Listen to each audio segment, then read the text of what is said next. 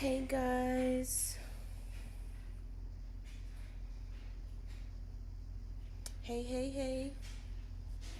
How's everybody doing today on this fine evening?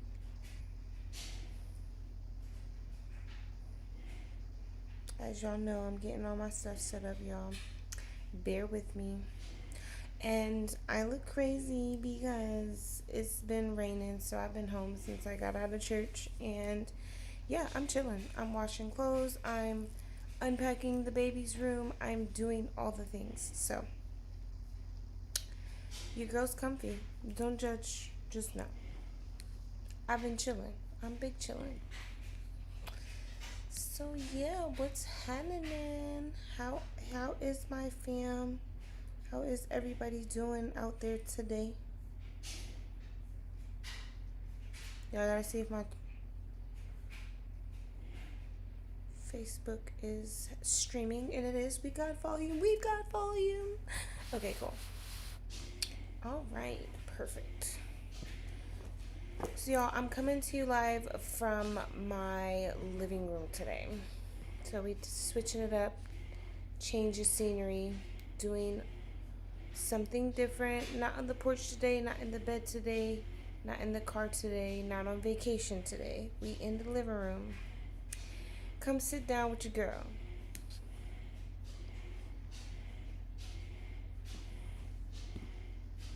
Just trying to make sure this is. If y'all hear noise in the background, it's my washer.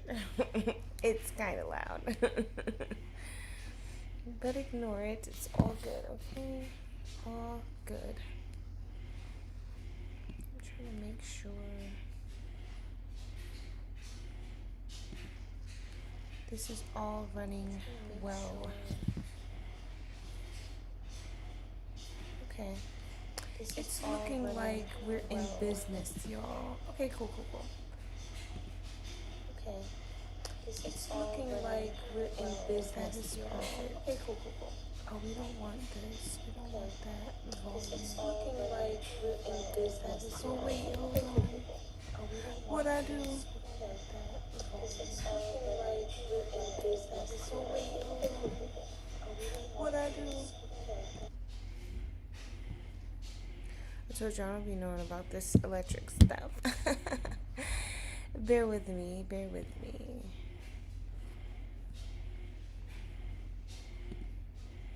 Okay. All right, y'all. So as you know, we've been getting together for the past 4, maybe 5 weeks, to talk about The Bait of Satan by John Bevere. We are on chapter 4. I had to go on a little hiatus last week, y'all. So as you guys know, I am gonna be having a baby soon. I'm about 8 months along, and when I tell you, little baby boy is kicking my tail feather, that's no lie.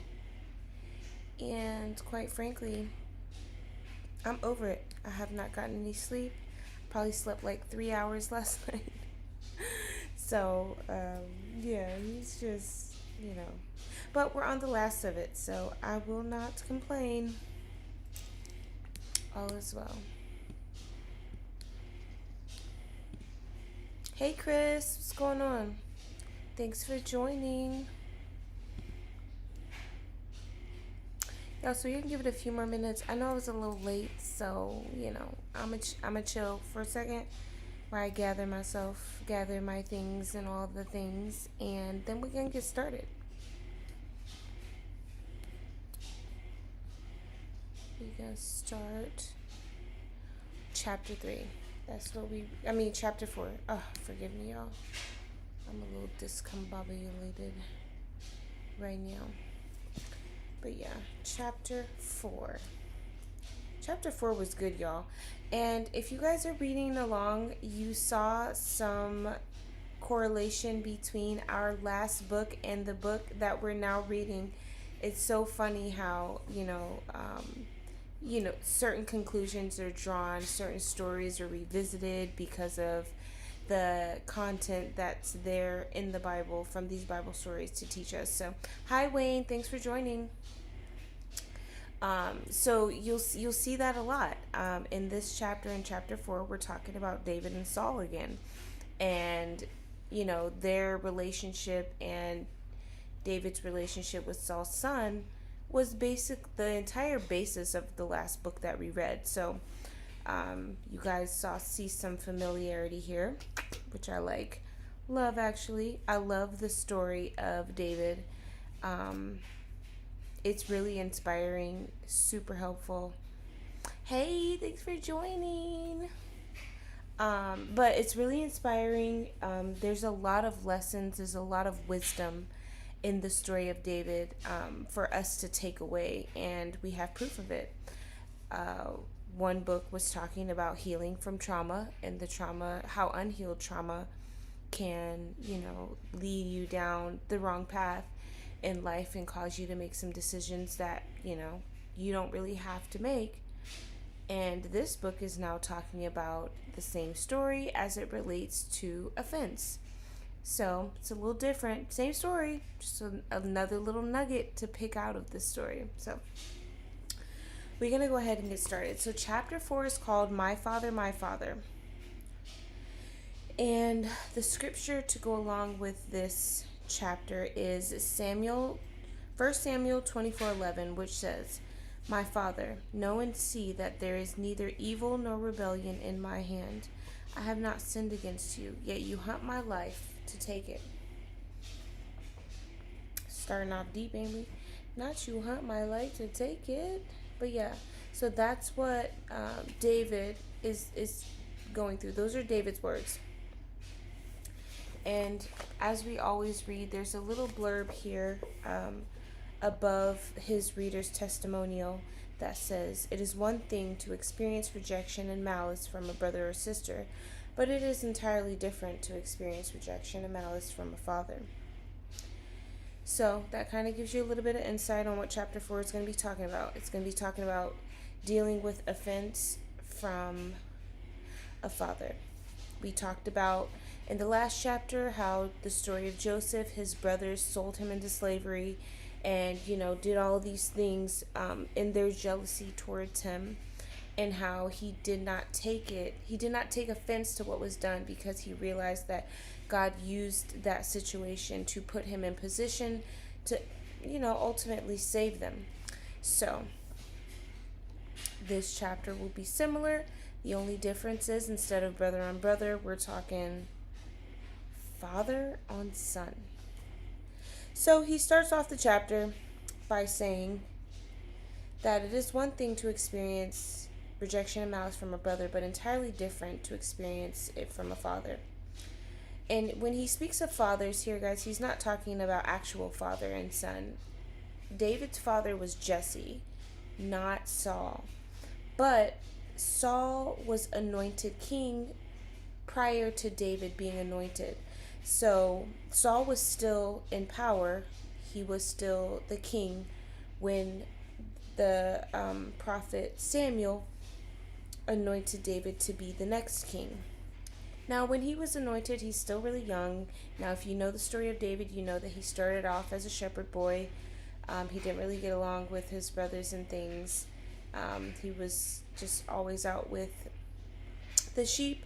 And, God developed him and processed him being a shepherd away from his brothers. So that happened long before. He was anointed king long before he actually took the throne. However, the same prophet that anointed Saul anointed David. So I know he goes on to say how David must have been filled with excitement in that moment. The same man who anointed Saul anointed him, so he knew that at some point he would be king. It was prophetic. So that happens. Meanwhile, back at the palace, Saul, because of his disobedience to the Lord, is being tormented by an evil spirit. And the only thing that brings him peace is for someone to play the harp for him. So one of the king's servants suggested that David play the harp for him. David being a shepherd boy, had some free time when he was out with the sheep. He learned and mastered the craft of playing the harp, and that had gotten around town. So when Saul was in need of someone to play the harp, they sought out David. So at this point, David's ministering to King Saul and in the palace by playing his harp to kind of soothe his soul, if you will. And they begin to build a relationship. I know that David probably thought, okay, so this is it. Like this is it. I'm in the palace now. I'm working for the king. Yeah, I'm just playing the harp, but this is it. We on the path to becoming the next king. He's gonna find favor with the king. I'm sure he's thinking that, okay, we about to become best friends. He gonna pass the torch. Everything is gonna be everything. So as the story continues, some time passes, and David's father, because again he's playing the harp for the king, but he still is the shepherd boy at home. David's father asks him to bring refreshments to his older brothers who are at war with the Philistines. This is where the story of David and Goliath becomes relevant. Hi, thank you for joining. Derek, oh my goodness, I almost called you David.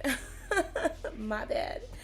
But so yes, this is where the story of David and Goliath comes up, because David came to bring his brothers some cheese sandwiches, and in doing so, he saw the Philistine and was immediately like, okay, who is this uncircumcised Philistine that's causing all this trouble? Because he, the Philistine was mocking the army of God and had been doing so for 40 years. 40 days. Sorry, 40 days. So David found out that the king had offered his daughter's hand in marriage to the man who defeated this giant. Because Goliath was a giant. He was much bigger than, the average man at that time. So David went before the king and requested permission to fight. He killed Goliath and won the hand of Saul's daughter. But by then, Saul had already shown him favor, because again, he's playing the harp for him all this time. So now he's still playing the harp. He's now married to his daughter, and he was brought into the palace away from his father's house now to live with the king. In doing so, he struck up a, strong covenant with Jonathan, Saul's oldest son.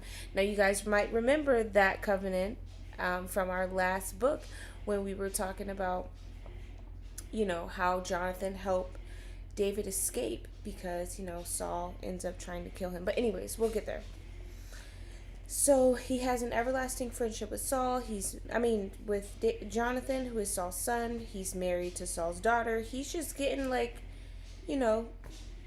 comfy in the family. Which is why Saul became like a father figure to David. So he's eating at the table with his sons. He's living in the palace. He was successful in everything that Saul asked him to do. So their relationship is growing. Saul is favoring David. And David could see the prophecy of his kingdomship coming. I'm cool with the king. I'm basically in there like swimwear. I'm married to his son. I'm married to his daughter. Me and his son are best friends. Everything is everything. But then one day, Saul and David were returning from battle side by side. And all the women in the city of Israel came out dancing and singing. And they said, Saul has slain his thousands, and David his 10,000s. And this statement infuriated Saul. And from that day forward, he despised David. He hated him. And twice, as David played his harp for him, because he's still playing the harp for him, Saul tried to kill him.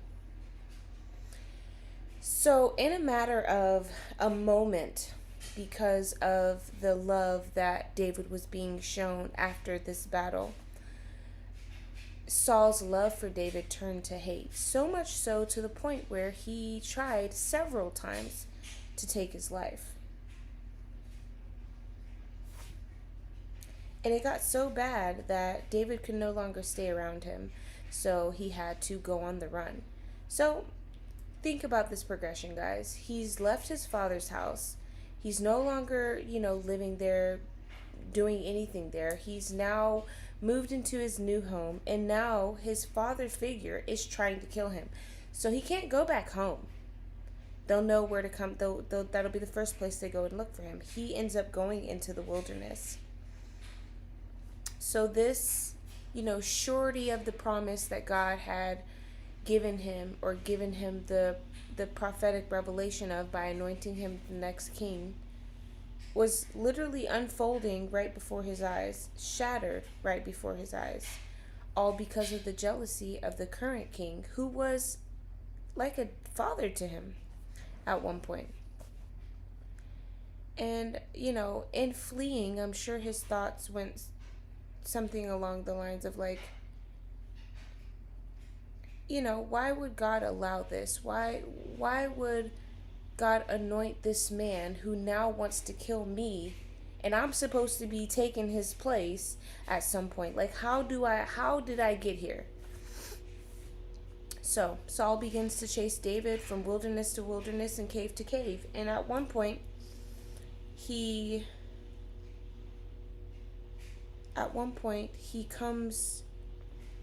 Saul comes to the cave that David is in. He does not know that David is there, but David is there.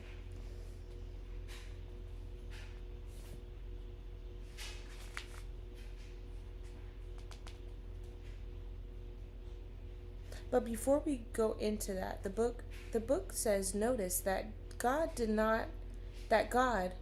not the devil, placed David under the care of Saul. Why would God not only allow this but also plan it? Why was favor dangled before David's eyes only to have it abruptly taken away? This was a prime opportunity for David to be offended, not only with Saul but with God. Because imagine being in a situation like that. Like, God, why would you allow me to be here? Like, I'm now like running for my life by following the plan that you had for me. It can cause a lot of questions and a lot of bitterness, a lot of offense. And questioning God's wisdom and his plan. And I know that sometimes we go through things that don't make sense to us. We wonder, like, how is this going to work together for my good? Like, I know what the scripture says, but how is this going to work for my good? Because right now it don't look good. It don't feel good. I know I've been obedient. I know I've been, following the Lord and his instruction for me, all for me to end up here. It can definitely cause some questions. So, moving on, he tells a story about how Saul kills 85 innocent priests for helping David. Now, they didn't know that they were helping David. They thought he was on a mission for some king business and helped him out. And when King Saul found out about it, he killed them all. Killed an entire town. Children, babies, women, men, everybody. He killed everybody. This is how bad he wanted David dead. So, after that, David obviously escaped. After that, Saul learned of David's presence in another wilderness, and this is the cave story. Hi, Jig. Thanks for joining. This is where Saul pulls up to the cave, and David is in the cave, but Saul does not know. So Saul just thinks he's, resting. They've been traveling because, back then there was horse and carriage everywhere. So he's chasing David around in a horse and carriage with 3,000 soldiers. So they're stopping to take a rest, take a break. And whole time David is in this cave. And so David was hiding. And when Saul removed his outer robe to kind of get comfortable, probably lay down for a nap, whatever, David slipped out of his hiding place and cut off a piece of the robe without being noticed. When Saul was leaving the cave, David bowed down to the ground and cried after him, "My father, see the corner of your robe in my hand. Know and see that there is neither evil nor rebellion in my hand. And I have not sinned against you, yet you hunt my life to take it." So David in this moment is trying to let Saul know that, like, look at my heart. See my heart. Be a father to me. I need a leader to train me, not to destroy me. I don't have a desire to kill you, even knowing that you have tried several times to kill me. And I am literally fleeing from you, yet I had the opportunity to kill you, and I wouldn't. I have that much love and respect for you. David's heart still burned with hope after all that he had been through in that moment. So there's a subsection here, and it goes, it's where are the fathers? And he talks about how, and during his time in ministry, he's seen a lot of men and women in the body of Christ, wanting a father, a man to disciple, love, and support, and encourage them. And then he goes on to say that this is why God said he would turn the hearts of fathers, leaders, to the children, people, and the hearts of the children to their fathers, lest I come and strike the earth with a curse. That's Malachi 4:6. Our nation has lost its fathers, dads, leaders, and ministers in 1940s and 50s, and today our condition is getting worse.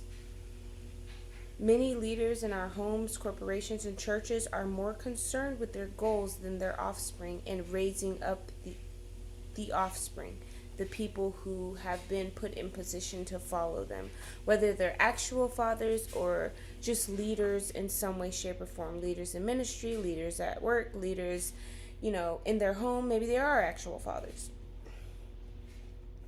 But because of this attitude, leaders view God's people as a resource to serve their vision instead of seeing the vision as a vehicle to serve the people. God puts you in leadership not so that you are served, but so that you can serve others. And I feel like this is not just, in the family, in your household. This is in business. This is in, ministry. This is in any arena that you could be a leader in. God puts people in leadership positions not to abuse and to be served, but to serve others. And I feel like a lot of people miss that. When you get put on a pedestal and you get a level of influence at to some degree, it's easy to be puffed up with pride. It's easy to say, oh, well, I worked so hard and I've got all these people following me and I've got all this, influence, and do nothing with it unless it serves you and your own agenda. That's not why God gives us leadership. That's not why God puts us in position to be leaders. It's to serve and to help the people coming behind us. But today, justice, mercy, integrity, and love are compromised for success. Decisions are based on money, numbers, and results, not by helping people that are coming behind us, the underdeveloped, not by helping the people God has blessed us to steward over, not by, and showing them the things in them so that they can be developed and come up to be a leader as well. Today's day and age, we want to, be better than people. Hi, Billy Kane. Thanks for joining. We want to be better than others. We want to feel more important than others. And that's not why God puts us in a position to lead. And he goes on to say that many leaders have cut men off from under them because of their suspicion. But why were they suspicious? Because they are not serving God. They are serving a vision. Just like Saul, they are insecure in their calling, and that breeds jealousy and pride. They recognize qualities in people that they know are godly, and they are willing to use those people as long as it benefits them. Saul enjoyed the success of David until he saw it as a threat. Exactly. Yep, Billy Kane, you right. You literally took the words right out of my mouth.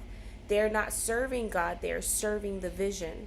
When a leader begins to serve the vision instead of doing what God has called them to do, and maybe they don't always know, but that's why having a relationship with the Lord and letting him lead and guide your steps is necessary for sustainable success. Now, I'm not going to say people can't be successful in some way, shape, or form without the Lord, but it's not sustained. At some point, whether now or later, they end up losing that. But anyways, so yeah, when he saw that the things in David that he loved so much at one point in time begin to threaten him and threaten his abilities, he then demoted David and watched for a reason to destroy him, to take him out. Now, John Bevere, the author of this book, is a pastor, so he goes back to say that he's talked with countless young men and women who have cried out for accountability. They want to be submitted to a leader. They want to be discipled. They want to, have someone develop them to a certain extent. But God allowed them to go through rejection because God wanted to do in them what he had done in David. So they never found that father figure. They never found that leader to help them, to build them, to teach them, to lead them, to guide them. And God did that because he wanted to do in them what he was doing in David.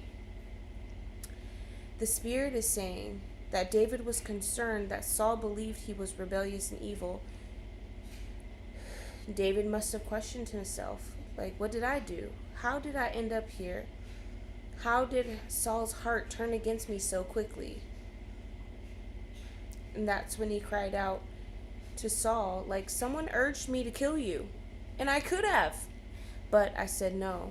I only cut off the corner of your robe so that you could know and see that there is neither evil nor rebellion in my hand. That's 1 Samuel 24:11. That's the scripture we started out with, y'all. David thought if he could prove his love for Saul, Saul would restore him to favor and the prophecy of him being king would be fulfilled. Yes, Billy Kane, facts is right. So people who have been rejected by a father or a leader tend to take blame on themselves. They are imprisoned and tormented by thoughts of, what did I do? Was my heart impure? They think that if they can show their loyalty and value, they will be accepted. But the more they try, the more rejected they will feel. How many of you guys have been in that space? Maybe not with a leader, but in a relationship, just trying to prove your loyalty and your value to someone who is determined to misunderstand you, to, improperly use your loyalty and value. I know I have. But anyways, next subsection, who will avenge me? Saul acknowledged David's goodness when he saw David could have killed him and did not. So he left him and his 3,000 troops. They left him in that cave and did not attack. And I'm sure David must have thought, okay, cool, great. So we're back good. Now the king will restore me. We'll get back on track like we never left. And that's not what happened. Only a short time later, men reported to Saul that David was in the hills of another area. And Saul and those same 3,000 men went to fight him again. So it was at that moment that he realized that it wasn't a misunderstanding, but Saul was intentionally, without provocation, is what the book says, without provocation, seeking his life. Imagine the rejection he felt knowing that he had proved to Saul, like, listen, I'm not the enemy. I'm not your enemy. I don't know why you thought I might have been, but I'm not. And now Saul knew his heart and still marched against him. Hey Tiz, thanks for joining. So they caught up to him and they camped around him. Saul and his 3,000 troops, they camped around him. They're looking for David. They know they're close. They're on his heels. And, after doing all their traveling, they, camped out. God caused them to fall into a deep sleep, and in doing so, David, along with one of his peoples that he was on the run with, his name is Abishai, they slipped into Saul's camp. No one had saw them because, again, the Lord let them fall into a deep sleep. Hi, Rostalex. Thanks for joining. So Abishai's like, okay, David, this is your chance, my guy. Like, we about to kill him. He's asleep. His whole team is asleep. This is your opportunity. Like, you got every reason to kill this man. He done killed 85 innocent people on top of a whole city. He done tried to kill you on several occasions. He done did all these things. Now's our chance.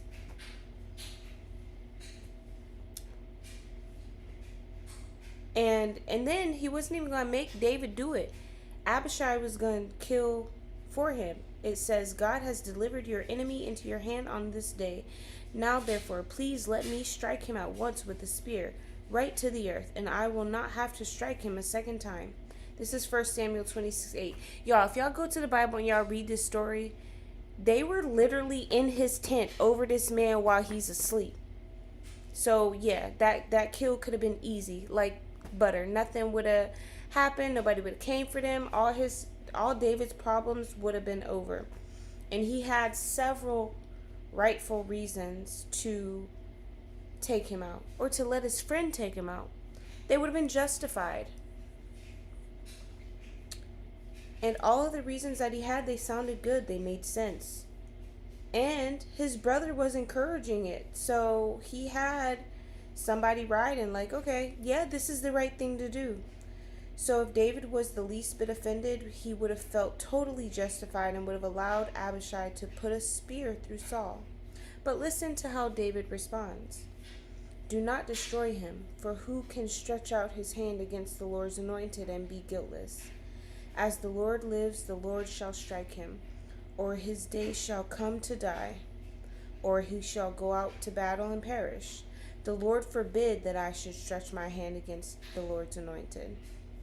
That's 1 Samuel 26:9-11. So even after everything, this man is literally on the hunt with another 3,000 men to kill him again.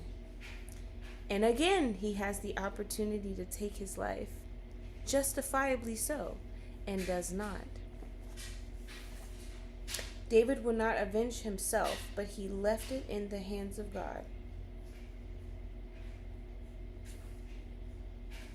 David made the decision even though he knew Saul's only comfort was the thought of his destruction.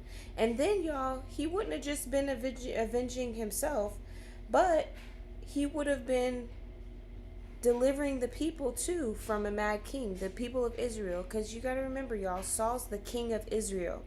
And, he's turned his back on God's ways, so he's doing things for his own selfish ambition. And the people are they are basically collateral damage because he's doing what he wants to do at this point. So he would have been avenging himself. He would have been avenging the 85 priests that had to die. He would have been avenging that town that was killed. He would have been doing what seemed like a good deed for all of this bad stuff that Saul had done. But David proved his purity of heart when he spared him the first time and again the second time, saying that Saul was anointed of the Lord and he left him in God's hands to judge. How many people today have a heart like David? We no longer kill with physical swords, but ravage each other with a sword of another kind, the tongue. Death and life are in the power of the tongue. That's Proverbs 18:21. Churches split, families divide, marriages shatter, and love dies, crushed by an onslaught of words launched in hurt and frustration. Offended by friends, family, and leaders, we take aim with words sharpened by bitterness and anger. Even though information may be factual and accurate, our motives when we're saying these things are impure. Proverbs 6:16-19 says that sowing discord or separation among brethren is an abomination to the Lord. So when we repeat some of these things with the intention of separating or damaging relationship and reputations, even if it's true, it's still an abomination to God. Think about that, y'all. Like, when I read that, it just kind of baffles my mind, because how many of us seek to vent? And we might be factual in the venting that we're doing, but a lot of the times us venting is allowing the other person who's listening to us to come up with their own judgment about this person and what they did. That's sowing discord, because if the person you're venting to hears what you're saying and makes a judgment about that person, doesn't want to be friends with them no more, don't want to talk to them, always beef, you're sowing discord by telling your truth. Not that you're wrong for that, but it gives you another perspective about venting, about the purpose of it, about what you're truly doing by trying to avenge yourself instead of leaving it in the hands of the Lord. Y'all, that's deep. Like, that's so crazy. So crazy. And the chapter finishes with the author telling a story about how he had to humble himself. There was someone in the church, one of his leaders, that was coming for him, trying to get him fired, y'all, from his job. And it came out. He ended up having proof that this man was doing evil and wicked in the church. And instead of taking it to the pastor, he prayed about it. He prayed about it, and he listened to the Lord when the Lord said, humble yourself. The Lord told him to humble yourself before that man. So guess what he did? He went and apologized and said, I have been very critical of you. And the troubles that he was having with that man, they subsided. They were able to talk it out, whatever. And he let it go. 6 months later, what he had been doing had come out. And the author didn't even have to be the one to tell the head pastor. It ended up coming out, and it wasn't because of him. And also, he was able to take the offense that he had from how that man treated him up until he humbled himself out of it. He ended up seeing him at the airport sometime later after he got fired, because that man got fired. He ended up getting fired, and after he got fired, a year later, John saw him in the airport and was overwhelmed with the love of God. If he wouldn't have humbled himself and let that anger, that hurt, that offense go because of the things that was being done to him, he wouldn't have been able to look that man in the face. He wouldn't have been able to be happy about the fact that he saw him. He would have probably been happy that he got fired. So, he tells his story, but I'll let y'all go and read that on your own. There's so much here, y'all. So much in this chapter. These chapters are literally like 10 pages, but when I tell you, I walk away with a mindset shift, a perspective change every time I read these little 10 pages. I'm just like, oh Lord, like, is this even possible for me? But all things are possible with our God. Imagine being someone who let people who offend you, you leave them in God's hands. You don't vent about it. You don't try to sow discord, whether you're meaning to intentionally or not. You give it to God and let him do what he will. I don't know about y'all, but I done seen the Lord spin the block for me. And can't nobody do it like him. I'm telling you. His spins be hitting different. But if we could walk away with clean hands, a clean heart, and a clear mind, y'all, how much trauma we could leave at the door.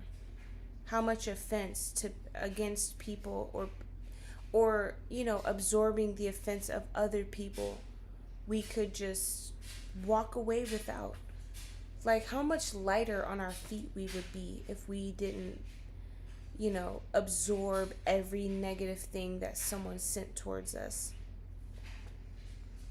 I feel like it would be life-changing. It feels like it would. And based off of the story in the Bible of David and Saul, and then this man's story at the end of the chapter, yeah, it is life changing.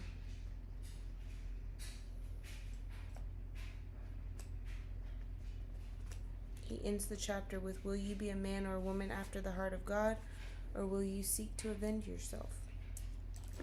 And then we got our declarations, y'all. So I chose 3. And the 3 that I chose, there's about 15, maybe like 12. I didn't really count them, but yeah, about 12.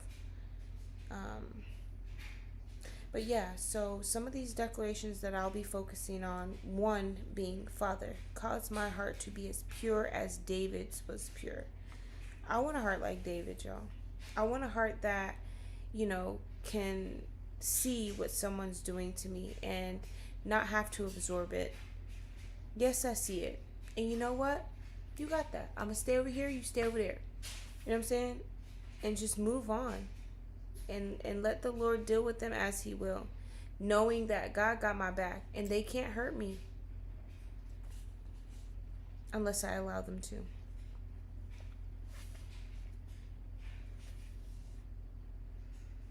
Another one.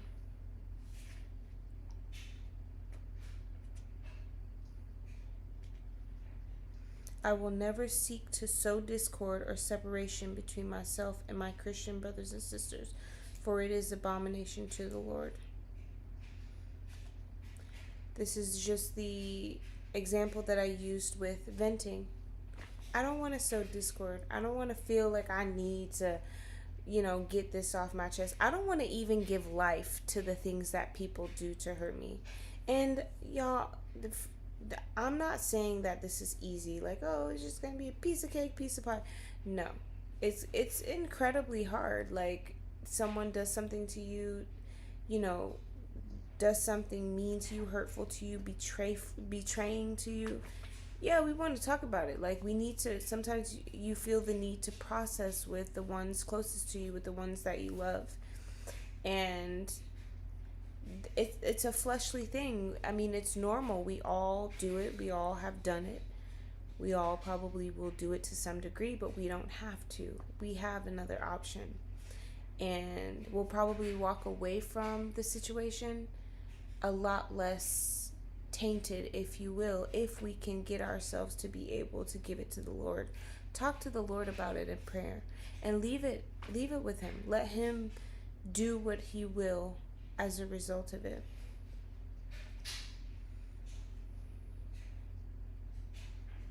And then the last one. Lord, I choose to remain loyal to those in a position of authority over me. I choose to focus on the calling you have placed on my life, and I refuse to be diverted by the actions of others, even when they have treated me wrongly. Because all in all, when we're offended by people, we give them power, y'all. We give them power over us, over our thoughts. We're thinking about it. We're talking about it. We're, changing up how we move because of it. That's too much power for anyone to have. Like I said, it's perspective. Oh, yeah. So that's that, y'all. That's chapter 4. Don't I feel like we're going through this book mad quick? Like, and it's so good. If you guys have been doing the devotional in the back, share with me how the experience has been going. I have not. I did the first couple, but then after that, life's just been life, and so I ain't been doing other ones. But I'm gonna get to them. But the content of this book is so rich, y'all. Like, it's so good. I love the perspective that this book is giving me. It's really challenging me to think different about, my pain, or the pain that I allow others to cause me, or allow others who have caused me pain. The space that I give it, the thought that I give it, the entertainment I give it. Because let's be honest, y'all, when we're offended and we continue to interact with someone who has offended us, because not all of the people who offend us or who have offended us, we just cut off.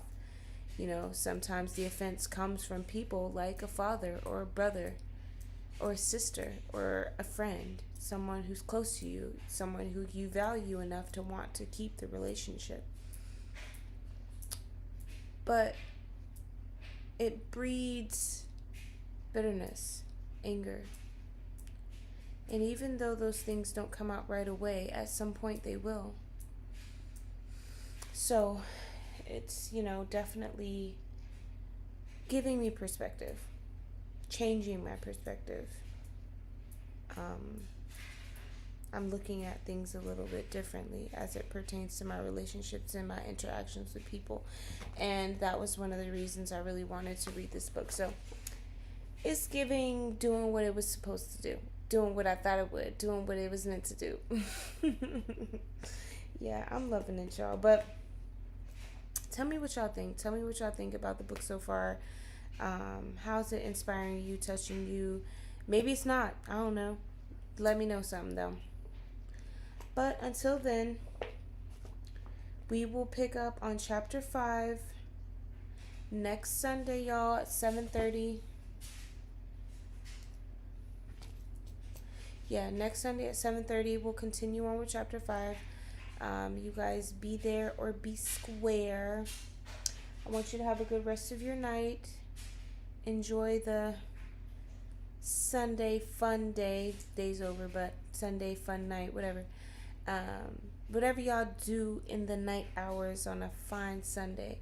I'm going to finish my laundry and chill out because, yeah, I'm tired and bedtime is coming soon. So, I shall see you guys next week. Thanks for tuning in with me. Love you guys. Be blessed, and I will see you.